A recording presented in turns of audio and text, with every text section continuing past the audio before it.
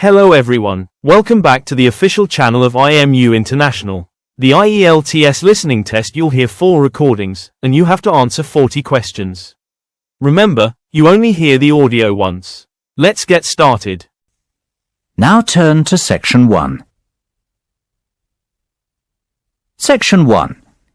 You will hear a telephone conversation between a customer and an overseas shipping agent. First, you have some time to look at questions 1 to 8.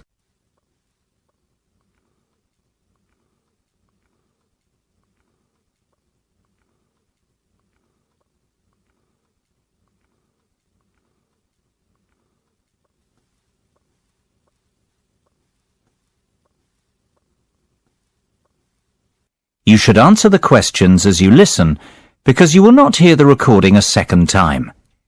Listen carefully and answer questions 1 to 8. Good afternoon, Denham Shipping. How can I be of service? Well, I wish to inquire about sending a container of personal items from the UK to Ireland. No problem. Would you like me to give you an estimate of the cost? Yes, please. Well, first of all, may I take your details? Of course. My name's Tim Lafferty. Could you spell your surname for me, please, Tim? Yes, it's Lafferty. L-A-F-F-E-R-T-Y. Thank you, Tim.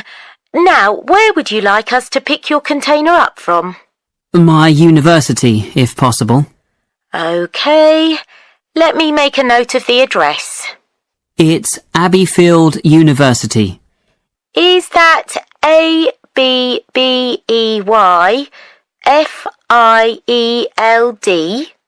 That's right. Park Street, Brighton. Perfect. And may I take down your postcode too? It's BR8 9P3. Great. Thank you, Tim. Have you the container's measurements? I do. It's approximately 2.5 metres long by 1.25 metres wide. I see. Quite a big one then. Indeed. And the height? I make it 1 metre and 20 centimetres deep. So that's 2.5 by 1.25 by 1.2. Right. And what will actually be in the box, Tim? Oh, mostly old uni books. OK. And some music albums. Anything else? Yes, a little bit of stationery. I see. And could you put an estimate on the value of the items? The books are quite valuable. They're worth around £1,800. The music albums, maybe half that, say £900, and you can put the stationery down as £300. Before listening to the rest of the conversation, you have some time to look at questions 9 and 10.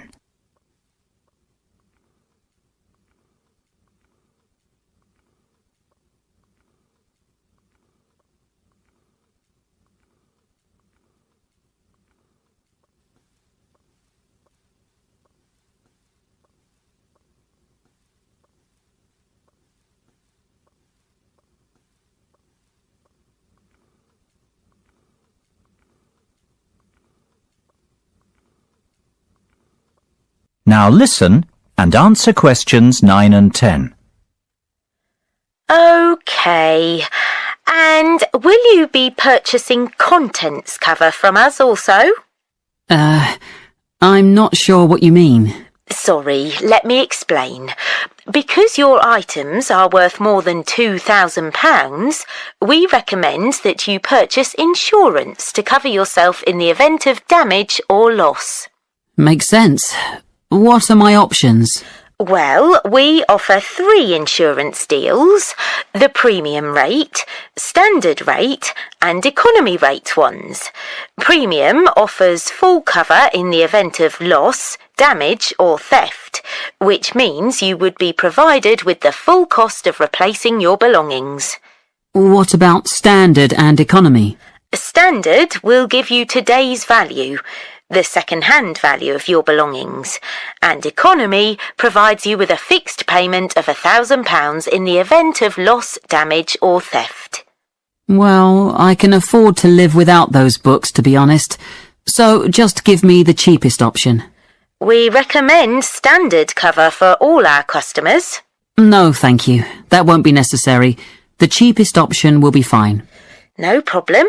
And one last thing, will you be needing delivery at your office, at your house, or do you intend to pick up your container at the port? Home delivery would suit me best, I think. We'll get that process for you. That's the end of section 1. You have half a minute to check your answers.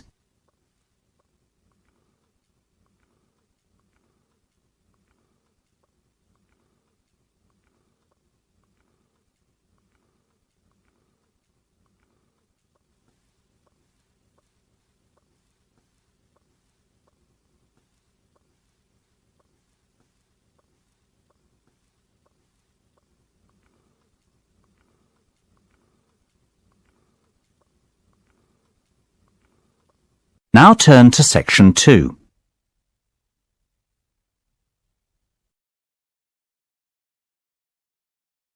Section 2. You will hear a tour guide talking to her tour group. First, you will have time to look at questions 11 to 15.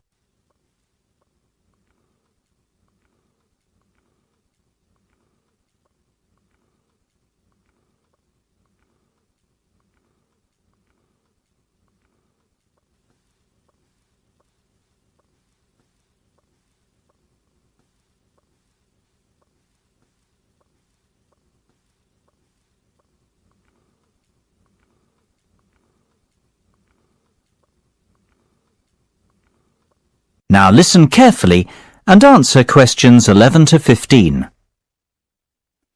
Well, we certainly have a busy day ahead of us, so let's get started, shall we?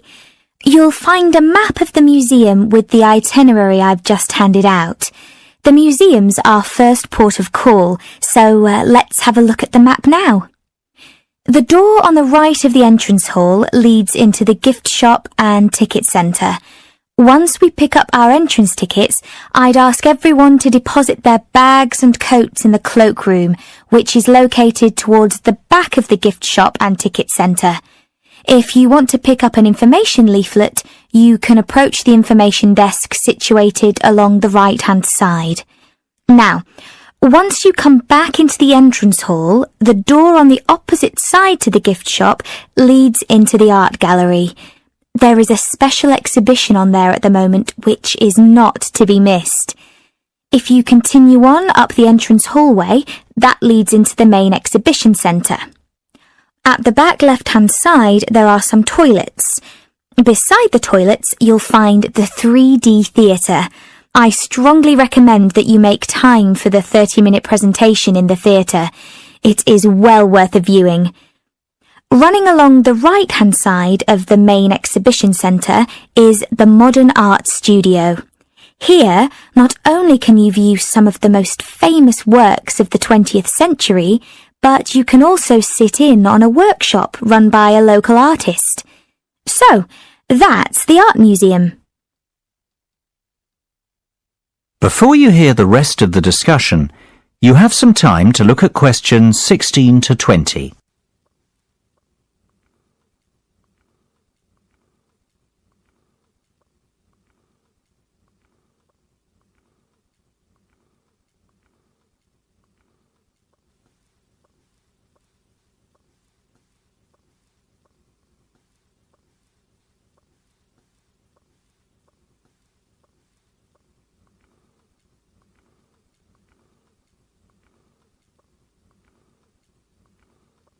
Now listen and answer questions 16 to 20.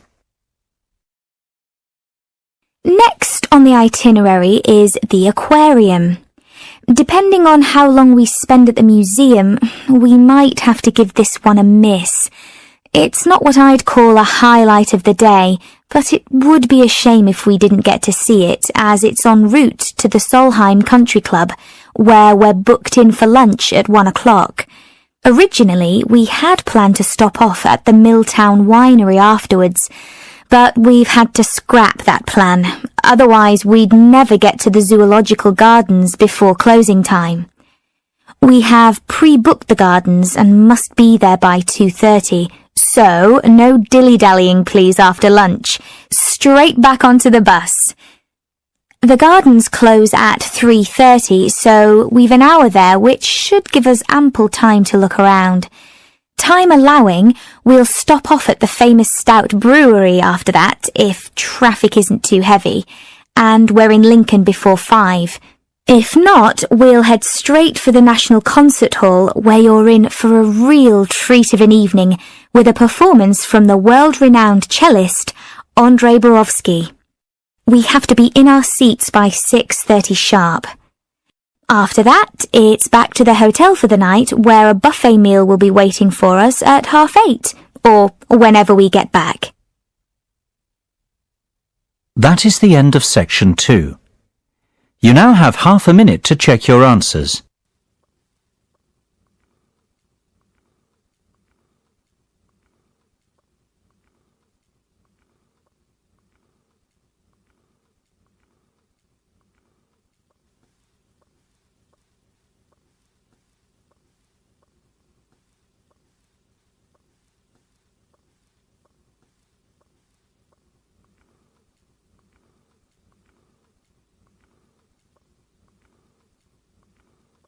Now turn to section 3.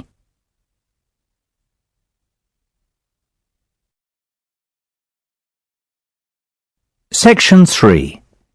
You will hear a discussion between two design students and their tutor on a practical assignment. First, you have some time to look at questions 21 to 25.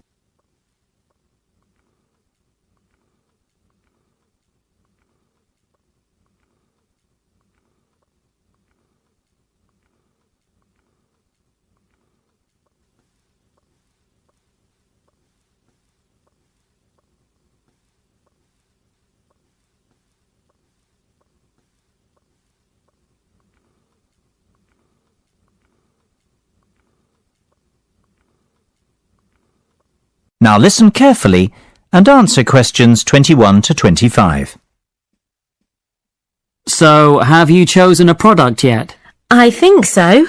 We'd like to build a gyroscopic exercise aid. Sounds interesting. Tell me more.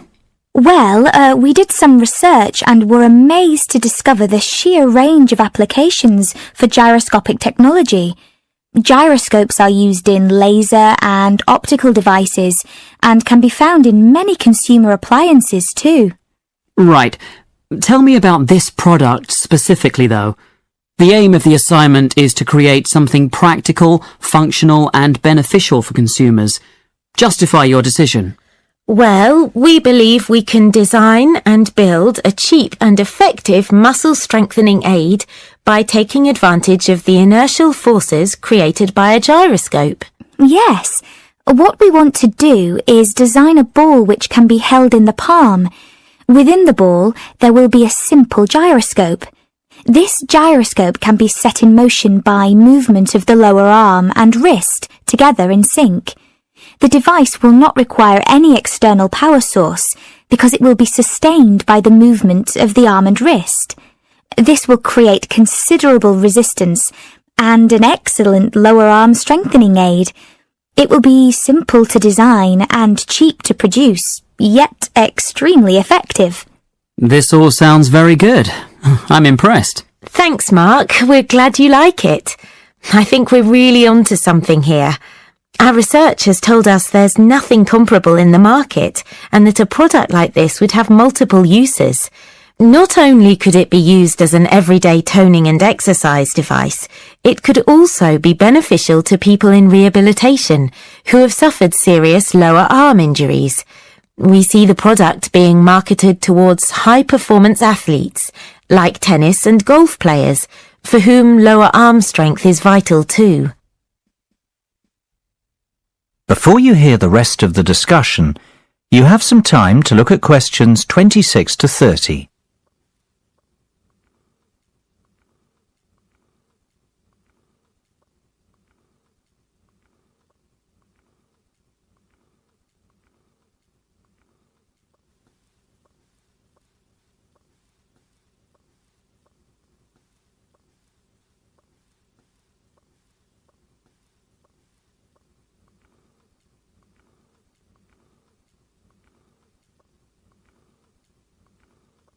Now listen and answer questions 26 to 30.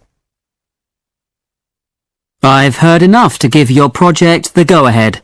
Now, let's talk costs. Right. Well, we estimate that around £3,000 will be required for product development.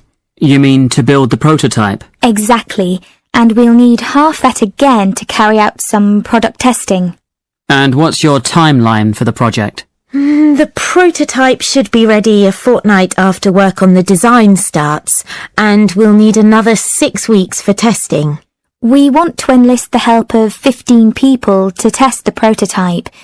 Ideally, we want 5 professional athletes to try it out, 5 recovery patients, and the remainder of the subjects will be gym members, our 3 target markets.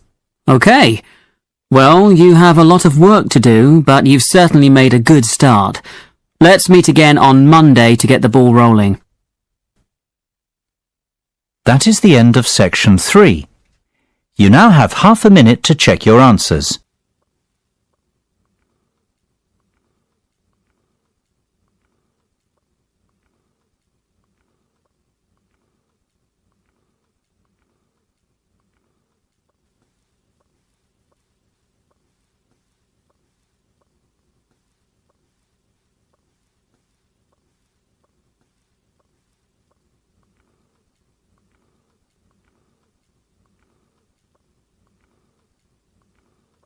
Now turn to section 4.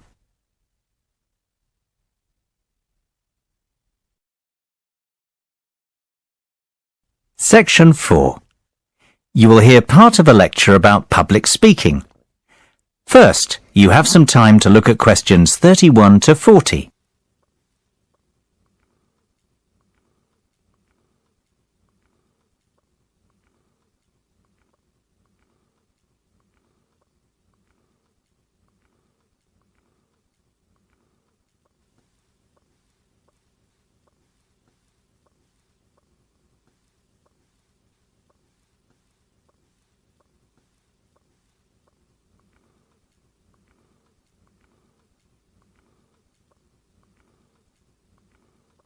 Now listen carefully and answer questions 31 to 40.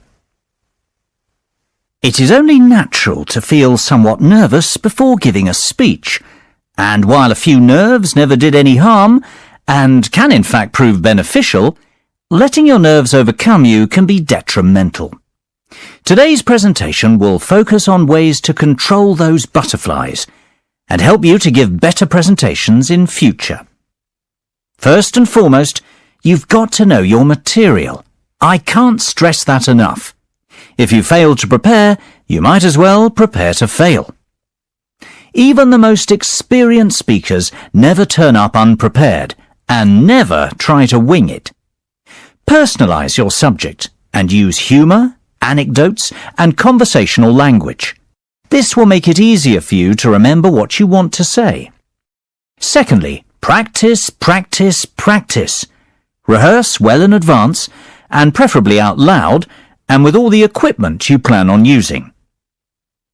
Practice your timing, when to pause and when to breathe, and prepare for the unexpected.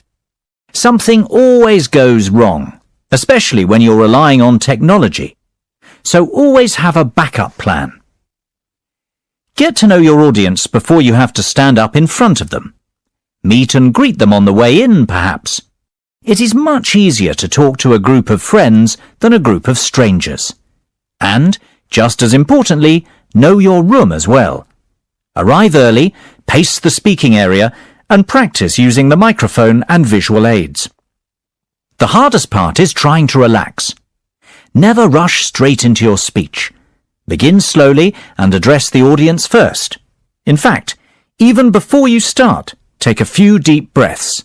You know, 1 1,000, 2 1,000, 3 1,000. This will turn your nervous energy into enthusiasm. Visualization can be a great confidence booster. Visualize yourself making the speech in the way that you intend. Imagine your voice loud and confident, and picture the audience clapping and rooting for you. Remember, people want you to succeed. The audience wants to hear an interesting and insightful speech. They aren't hoping you make a fool of yourself. Whatever you do, avoid making unnecessary apologies. If you make a mistake or two, forget about it. Few will notice, and it will all be forgotten before too long. People often forget the importance of body language. Don't underestimate this. Your words carry far less meaning than your delivery. Success is defined by your intonation and confidence. If you come across as a confident person, people will listen to you. You will command their attention. Stand tall and proud and deliver with conviction. Humans are very bad listeners. We remember less than 25% of what is said and place far more emphasis on how it is said. Last of all, be realistic and give yourself a chance. No one becomes the perfect speaker overnight. It takes time to hone your presentation skills. That is the end of section 4. That concludes today's IELTS listening mock test. How did you perform? Compare your answers with the key provided to see your estimated band score. If you're ready to take your preparation to the next level, join us at IMU International. From intensive IELTS workshops to free student visa consultancy, we provide the expert guidance you need to succeed in 2026. Visit our centers in Navsari or Billamora to start your journey today. Don't forget to like this video and subscribe for more professional training from IMU International. Good luck with your studies, and we'll see you in the next session.